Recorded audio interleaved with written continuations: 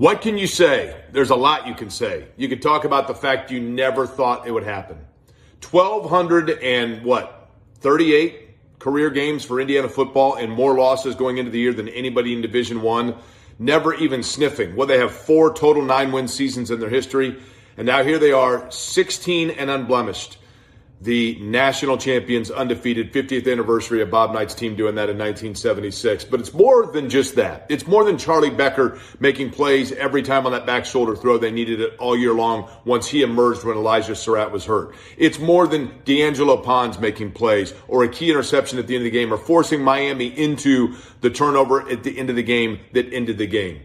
It was about precision, but more than that, it was about this. I'll always remember this about this Indiana football team, and that's the unity of it. You know, the fight song for Indiana says, Indiana, we're all for you.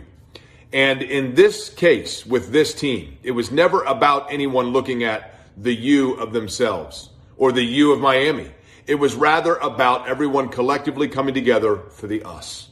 And that's what was so special about this group. Holly Rowe of ESPN, Don Fisher, told me on the radio he was nearly emotional when talking about how this group all hugged each other in their final practice, knowing it was their last chance to practice on a field together.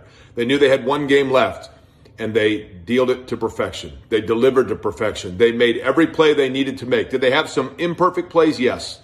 But they answered the bell for the 16th time. And it was all about that. It was all about a group of players that put their egos aside, that put their individuality aside, and collectively came together. Yes, a lot of them from James Madison. Yes, a lot of them transfers. Yes, a lot of them had played college football elsewhere. But when it came down to it, they all came together because they were all collectively Indiana.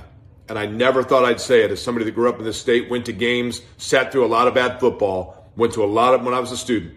Indiana is the national champion. In Indiana, we're all for you. And that group was all for us.